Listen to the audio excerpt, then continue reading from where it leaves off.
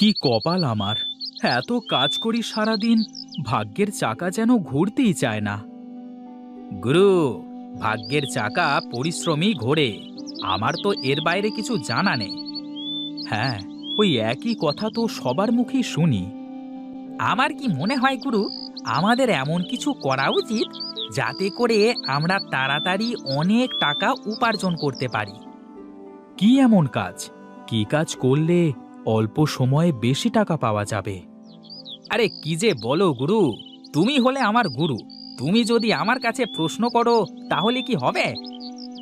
মাথা তো কাজ করে না রে পাগলা, কি যে করি। বলি কি গুরু, আমরা এক কাজ করতে পারি। কি কাজ বল দেখি? এই চলো, আমরা আজ থেকে সব কাজ বাদ দিয়ে ব্যাংক ডাকাতি করি। কি সব বলিস? তোর খালি আজে বাজে কথা। একটু ভালো করে চিন্তা কর দেখি। এই বসে বসে মাথায় কোনো চিন্তা আসবে না গুরু। বড় লোক তো আমাকে হতেই হবে, তাতে যেভাবেই হোক। তুই খালি আমার কথা মতো কাজ কর দেখি। আমার কি, তুমি যা বলো আমি তাই করি। শোন বলাই, এখন বাড়িতে যা, ও বেলায় ঘাটে চলে আয়, দেখি কি করা যায়। ঠিক আছে গুরু, তোমার যা ইচ্ছা।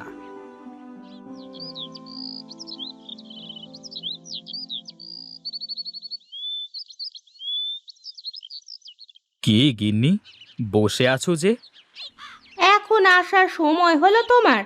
রান্না করে সেই কখন থেকে বসে আছি, এই আসছো বুঝি? আসবো তো গিন্নি, এত ব্যস্ত থাকি সব সময়। হ্যাঁ, কি যে ব্যস্ত থাকো তা তো আমি ভালোই জানি। পেয়েছো তো ওই ভাদাইমা বলায়ের সাথে সারাদিন কুমতলব আটার। বাজে কথা বলো না তো গিন্নি। হ্যাঁ, আমি যা বলি তা তোমার কাছে বাজে কথাই হয়ে যায়। এখন এসো, কটা খেয়ে আমাকে উদ্ধার করো। আমার তো আর তোমার মতো ঘুরে বেড়ালে চলবে না, অনেক কাজ পড়ে আছে। বলি শোনো গিন্নি, এত চিন্তা করো না। একদিন দেখবে আমরা কত টাকার মালিক হই। হ্যাঁ হ্যাঁ, তা দেখা যাবে, যেদিন হবে সেদিন বলবে। আহা, তোমার হাতের রান্না মনে হয় অমৃতের স্বাদ। আহা, কি রসের কথা! সেই তো 3 বেলা ডাল ভাত ছাড়া কিছু জুটাতে পারো না, আবার এমন ভাবে বলছো যেন বিরিয়ানি রান্না করেছি। তোমার হাতের এই ডাল সিদ্ধই তো বিরিয়ানির থেকেও সুন্দর হয় গো গিন্নি। শোনো শোনো, খুব তাড়াতাড়ি আমাদের সুখের দিন আসবে।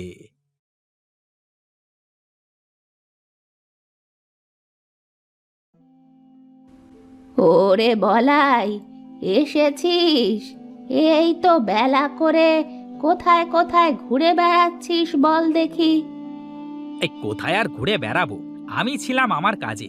এখন বলো দেখি, খাবার টাবার কিছু আছে নাকি? দেখ, ওই ওখানে খাবার বাড়া আছে, খেয়ে নে। আমার তো শরীরটা খুব একটা ভালো না বাবা, তাছাড়া বয়সও তো হয়েছে, এবার একটা বিয়ে কর বাবা। আরে আমাকে কে মেয়ে দেবে বলো দেখি? আমার মতো ভেদামার্কা ছেলের সাথে কেউ মেয়ে দেবে না মা। আগে বড়লোক হই, তারপর দেখা যাবে। হ্যাঁ, আমি মরি তারপরে করিস। আমার তো জীবনে একটু শান্তি দিবি নে তুই, একটু শান্তি দিবি নে।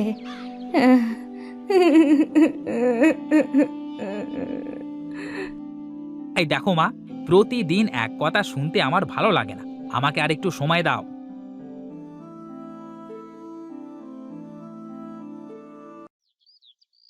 বুঝলে গিন্নি, বাঁশ বাগানে অনেক বাঁশ হয়ে গেছে। কিছু বাঁশ কেটে বাগানটা একটু পাতলা করতে হবে। হ্যাঁ, তাহলে করতে হবে। তা তোমার ভাইয়ের কাছে কিছু বলেছো নাকি?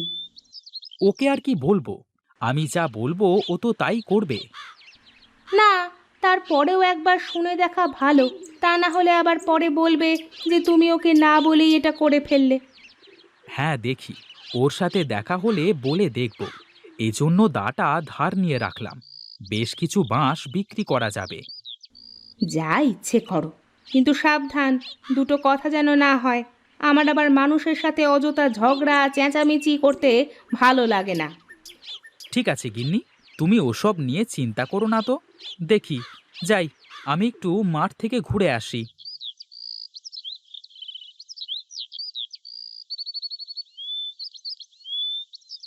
আচ্ছা বলাই, একটা কাজ করলে কেমন হয়? কি কাজ ওস্তাদ, বলো দেখি। আমি ভাবছিলাম, আমাদের তো বিরাট বাঁশবাগান আছে, আমরা যদি বাঁশ দিয়ে কিছু করতে পারি। বাঁশ দিয়ে কি করা যাবে ওস্তাদ? গাধা নাকি তুই? বাঁশ দিয়ে তো কত কিছু বানানো যায়। হ্যাঁ, তা করা যায়, কিন্তু এগুলো বানাবে কি করে? শোন শোন, আমি বাঁশের ঝুড়ি বানাতে পারি, তুই বাঁশ দিয়ে কিছু বানাতে পারবি না? এই শোনো শোনো, সারাদিন ধরে ওই একটা ঝুড়ি বানিয়ে তা বিক্রি করে কয় টাকা তুমি পাবে শুনি? তাও তো মন্দ বলিসনি। আসলে মাথায় কোনো কিছু কাজ করছে না, কি যে করি। এই বলি কি, আমরা একটা কাজ করতে পারি ওস্তাদ। বল দেখি, কি বলতে চাস তুই? আমরা তোমার বাগানের বাঁশ দিয়ে নদীতে যদি একটা সাঁকো তৈরি করে দিই, আর যারা আমাদের এই সাঁকো দিয়ে নদী পার হবে তারা সবাই আমাদের টাকা দিয়ে পার হবে, তাহলে কেমন হবে? তাতে তো অনেক বাঁশ লাগবে, আর এলাকার মানুষ কি আমাদের টাকা দিয়ে সাঁকো পার হবে?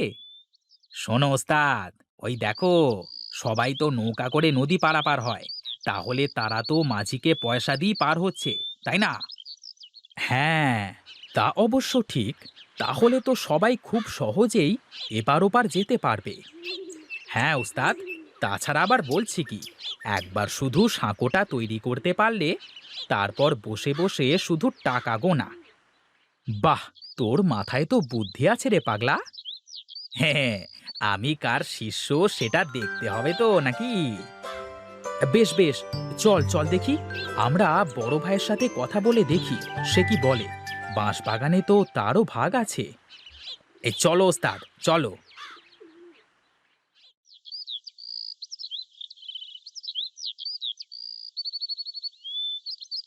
সে কি দাদা, এখানে দাঁড়িয়ে আছো যে? কিছু বাঁশ কেটে বাগানটা একটু ফাঁকা করতে হবে, তাই দেখছিলাম আর কি, কোথা কোথা থেকে বাঁশ কাটা যায়। তাহলে তো ভালোই হলো ওস্তাদ, আমাদের কাজ আরো সহজ হয়ে যাচ্ছে।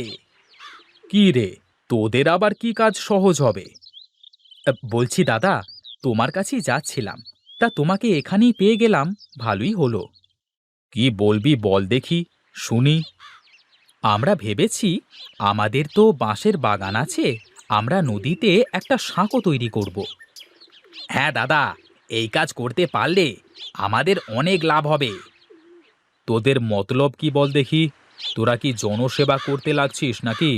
সামনে কি ভোটে দাঁড়াবি নাকি? আরে দাদা, কি যে বলো, আমি কেন ভোটে দাঁড়াতে যাব? আমি তো ব্যবসা করব। ব্যবসা?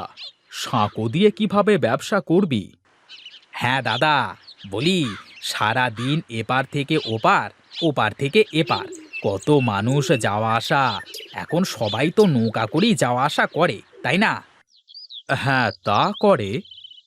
এই জন্যই তো আমরা আমাদের নিজের খরচে সাঁকো বানাবো, আর যারা যারা আমাদের সাঁকো দিয়ে পার হবে তারা তারা আমাদের টাকা দিয়ে পার হবে। না ভাই, তোদের এই উদ্ভট চিন্তায় আমি নেই ভাই। আমি আমার ভাগের বাঁশ নষ্ট করতে দেব না। তোদের ইচ্ছে হলে রমেশের ভাগের বাঁশ দিয়ে করতে পারিস, আমাকে এসবের মধ্যে ডাকিস না। এই রে, দাদা তো কিছুই বুঝতেই চাইলো না। আমি বলি কি ওস্তাদ, আমরা আমাদের কাজ করি, দাদা যখন দেখবে আমরা সফল হয়েছি তখন আমাদের সাথে চলে আসবে। ঠিক আছে, কাল থেকেই তাহলে আমরা কাজে লেগে পড়ি। চল, এখন বাড়িতে যাওয়া যাক।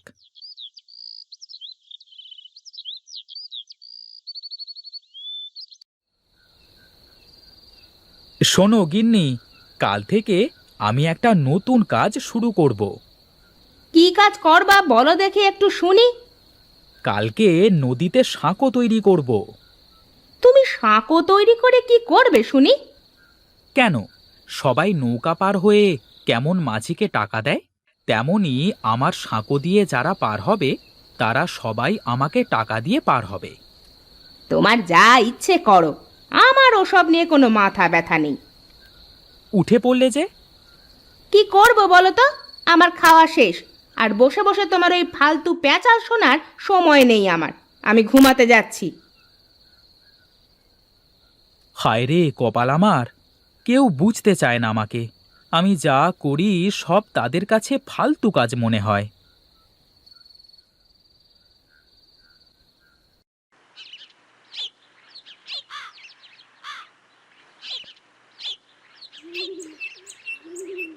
শোন বলাই, আমি বাঁশ কাটতে থাকি আর তুই বাঁশগুলো গাড়িতে করে টানতে থাক।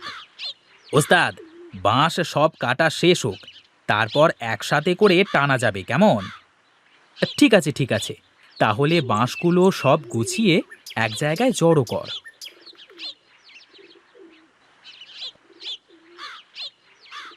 বাঁশ তো সব কাটা শেষ রে বলাই, এবার নে গাড়িতে ওঠা সব বাঁশ। ঠিক আছে ওস্তাদ।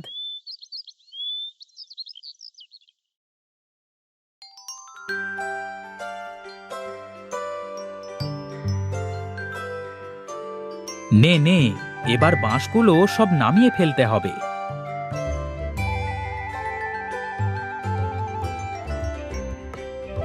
যাক, এবার শুধু সাঁকোটা বানানোর কাজ। শোন রে বলাই, যারা আমাদের সঙ্গ দিল না তারা দেখবি আফসোস করবে। ওস্তাদ, আমি জানি তুমি যা করো তা সব ভেবেই করো। বুদ্ধিটা আমার হলেও এটা ভালো না মন্দ তা তো তুমি ভালো করে ভেবেছো, তাই না? হ্যাঁ রে, আমি সব ভেবেই করছি। নে নে, কাজ শুরু কর।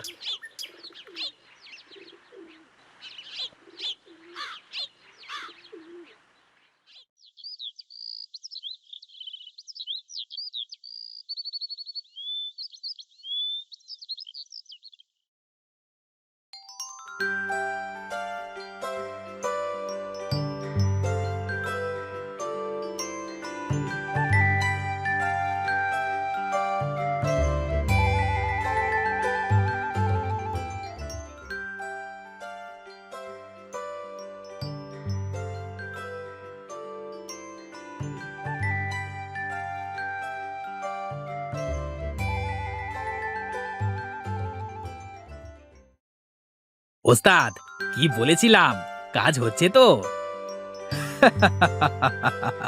হ্যাঁ রে হ্যাঁ, আজ এই ভাগের বাঁশবাগান আমার ভাগ্য খুলে দিল রে বলাই। এখন আর আমাদের কোনো চিন্তা নেই ওস্তাদ, বসে থাকবো আর টাকা চলে আসবে। এখন আমার দাদা বুঝবে যে সে কি করেছে। তার ভাগের বাঁশ এখন সে চিবিয়ে চিবিয়ে খাবে। শোন বলাই, তুই বস, আমি গেলাম। তোর বৌদির জন্য গঞ্জ থেকে কিছু কিনে নিয়ে যাই। এখন তো আমার টাকার কোনো অভাব নেই রে। ঠিক আছে ওস্তাদ, যাও, আমি আছি।